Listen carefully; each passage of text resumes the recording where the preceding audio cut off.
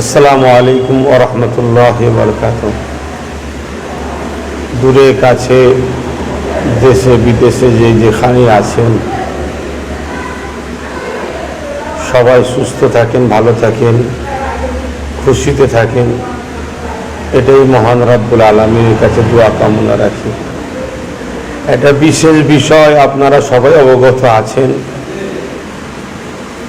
আলা হযরত আশিকে রাসূল সুলতানুল আইজিন জুলফিকার সিদ্দিকী আল কুরাইশি ছোট হুজুর পীর কেবলা রহমাতুল্লাহ আলাইহে আমার ছোট দাদুজান 21শে আশ্বিন প্রতি বছর তিনার বাৎসরিক স্মৃতি সভা ইসালে সওয়াব দুয়ার মাহফিল হয়ে থাকে। আলহামদুলিল্লাহ এবছরও 2024 আগামীকাল মঙ্গলবার 21শে আশ্বিন আমার দাদুজান ছোট হুজুর পীর রহমাতুল্লাহ আলাইহে পীর আল্লামা জুলফিকার সিদ্দিকী আল কুরাইশি হুজুর পীর কেবলা রহমাহুল্লাহ সবরে সানি ইসালে সওয়াব দুয়ার মাহফিল। আমার প্রত্যেকটা ভালোবাসার মানুষ ভাই ও আব্বুদেরকে আসার জন্য আহ্বান জানাচ্ছি।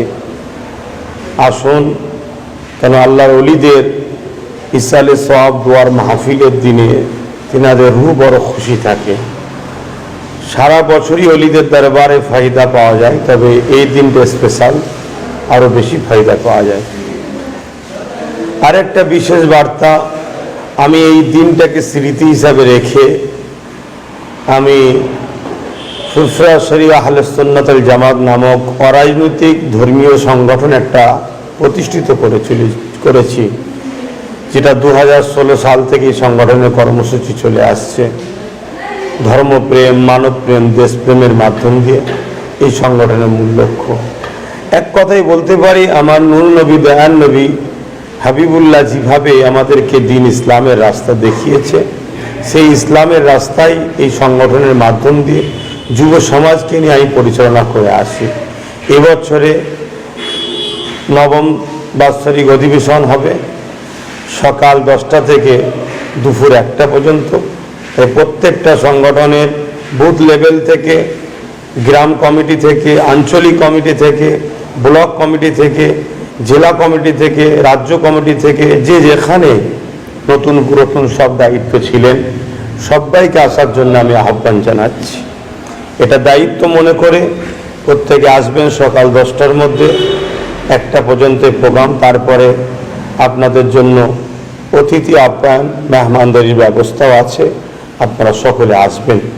আমার প্রত্যেকটা ভালোবাসার মানুষ, আসুন সকলে আমরা আগামী দিন কিভাবে চলব সেই নিয়ে আমরা একটা নতুন প্ল্যান পরিকল্পনা তৈরি করে আহলে সুন্নাত ওয়াল জামাতের মাধ্যম দিয়ে আগামী দিন আমাদের চলার পথ শুরু করব।